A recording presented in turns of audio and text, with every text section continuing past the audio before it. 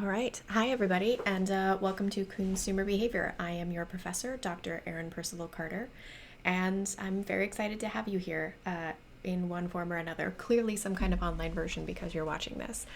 I really like this class. I quite like all of the classes that I teach, in all honesty, which is lucky for me. But this has been a long-standing favorite of mine. So, just a little bit about me to kind of orient you to my past experience. This is consumer behavior.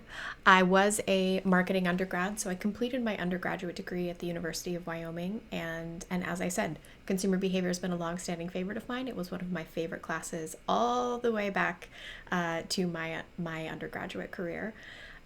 So graduated as a marketing major, and my first job was actually an internship with a company called Centennial Woods LLC, which had government contracts to provide snow fence, which was, an important but not the most interesting part of the business. The most interesting part of that business was that we did some manufacturing and then sales to really high-end building applications that were particularly interested in like LEED certification, because regionally people could get kind of double credit because we were both a reclaimed product, and for those customers that were in our region, we were local. And so that was a really excellent internship experience, and I was promoted in pretty short order out of that organization to be the marketing manager for the holding company that had both Centennial Woods LLC and also had a diverse set of sustainability-oriented businesses. So we had some work in the energy industry, some battery technology, as well as interest in the dining space. And I was the marketing manager there, doing a lot of Salesforce management, as I mentioned, in both business to government, business to business, business to consumer spaces, lots of analytics work. That's where I really developed a finer appreciation for analytics and for statistics. I always liked statistics, but you don't really appreciate it until you get to apply it and use it to solve your own problems. Obviously, marketing strategy, some new product development work, and also really developed a love for branding in that space. I always knew that I wanted to return to school and get a PhD, and so when I made the decision that it was time to do that, I had to leave my marketing manager position because there was simply no way that I would be able to accomplish a successful application season while I was working 80-hour weeks. So left that position and took a job as the digital marketing coordinator at my undergraduate university, which was great. I got wonderful experience working really specifically on SEO and digital marketing efforts, as well as a lot of training hundreds of site managers on how to use the CMS effectively, while kind of pushing institutional priorities and messages. Application season went well, so I started my PhD immediately after that position and did my doctoral work at the University of Colorado Boulder. So I'm what's known as a behavioral marketer, or a consumer behavior section of marketing. If someone tells you they have a PhD in marketing, that can mean different things. We tend to say that there's 3 different types. So consumer behavior, behavioral people like myself, we tend to use the tools of behavioral economics, social psychology, cognitive psychology, largely behavioral experiments, in order to conduct our research. And then you have quant marketing, which is going to be much more based in kind of micro and macroeconomic work. Those are, big models, largely secondary data sets. And then you have CCT, consumer culture theory, which is much more based in sociology, anthropology, a lot of qualitative methods there. So different ways to approach marketing from kind of the doctoral PhD professor academic research level. And I'm firmly based in consumer behavior. So that's a large part of the reason why you have me for this class. My personal academic research is judgment and decision-making work, so I try to understand how people make decisions when they're in the marketplace, and I'm particularly interested in questions about authenticity, morality, kind of what is or is not perceived to be ethical, just, fair behavior in the marketplace, as well as how people think about their well-being and how that changes over time. So that was my dissertation work. And I'm also particularly interested in sustainability. And in particular, in recent years, I've done a lot of work looking at perceptions of sustainability and kind of climate impacts of smaller scale agricultural products. So that's my kind of background. Personally, I live here in Orono with my husband, who occasionally you'll see around the business school if we're in person. He occasionally teaches accounting.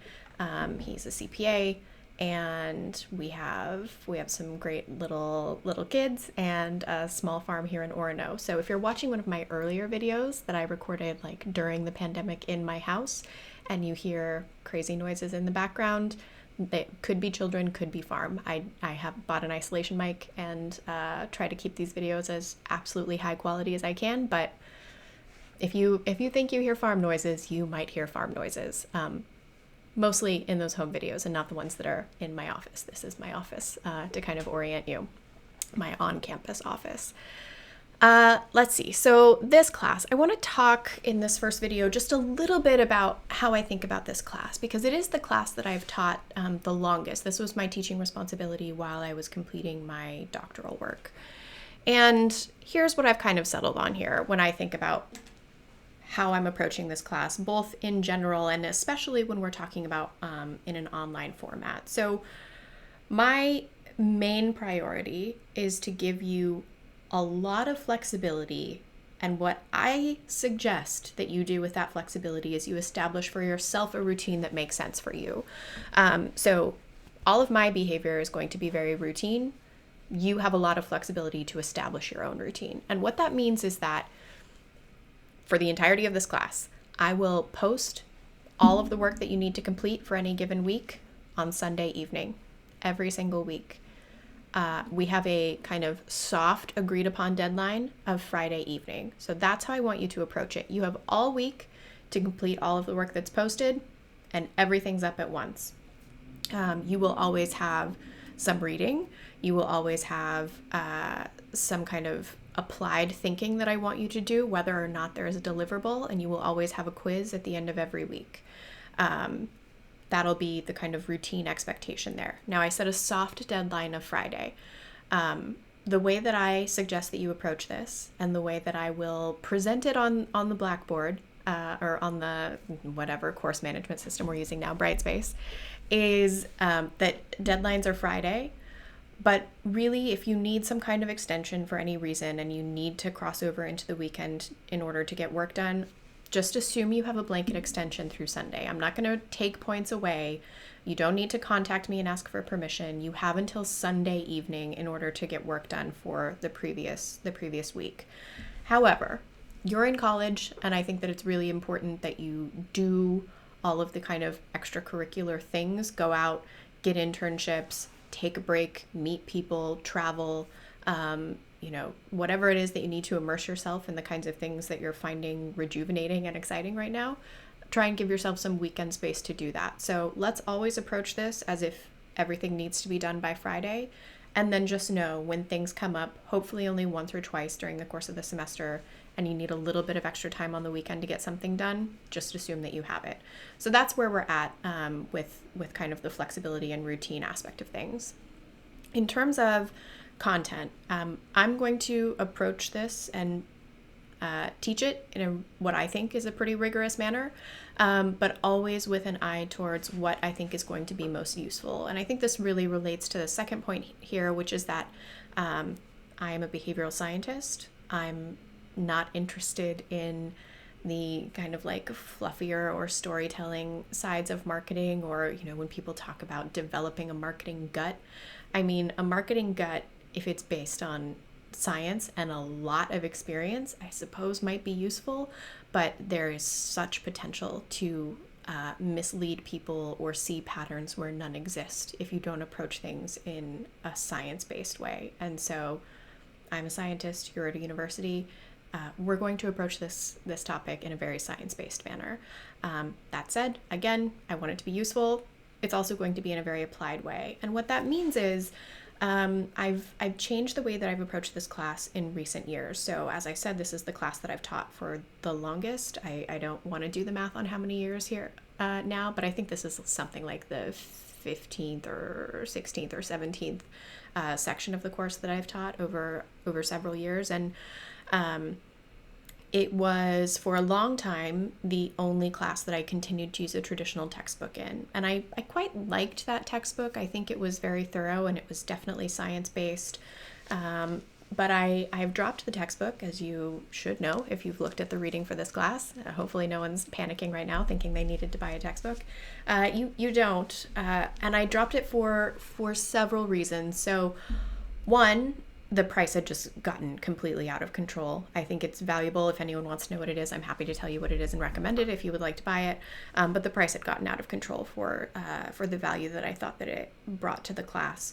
And the other reason is that I talked to students during the semester for several years who said they just weren't reading it. And I appreciated the honesty there. And to be honest, for a while, I dismissed it as laziness. And then I thought about it, and you know what? I didn't reread that book, or like a new edition would come out and I would get my free instructor copy, and I didn't feel the need to crack it open. I did not reference that book. And then I thought back to, if I were working again, how frequently do I think I would crack open that book? And I don't think that I would. And so I slowly transitioned myself away from feeling like I needed that book. And so instead, what I have required for you is two inexpensive, but quite rigorous and also quite readily applied texts. So the first is, are we gonna focus? Come on, camera. Oh, just because there's a face. There we go. Thinking Fast and Slow by Daniel Kahneman. And then some version of this. I don't care what version you get. For all of these, I don't care if it's an audiobook, I don't care if it's Kindle, I don't care what version of it is. The basic information is accessible. That's what I want you to have access to. So pick whichever version you would like. And those are the two books that I'm going to request that you purchase. They are both written by incredibly well-respected scientists, behavioral scientists. And the way that I settled on those books was that I thought back to being that marketing major who graduated and got my first real job, my first industry job. And I remember feeling so uncertain. I had been a good student. I'd performed well in all of my classes, and then there I was in this job, and I didn't know how a lot of that was supposed to translate. A lot of the marketing education that I had received, and this is not slamming the quality of the education I received. It was quite good, but I didn't know how to translate it, and so I tried to kind of pare it down and think, okay, if I was going back to that version of myself, what are the two books? What are the two things that I wish I had had that I would have pulled off the shelf and re-referenced and been able to apply immediately? And, after thinking about it for a little while, I settled on these two books. And so that's because they're rigorous, they're science-based. The theories, for lack of a better word, like they work in an applied sense. You can rely on them to produce the kinds of results that you want them to produce. And they're also really enjoyable to read. So I regularly crack these open as an academic, and I know that I would return to the theories in these books regularly were I practicing solely in industry.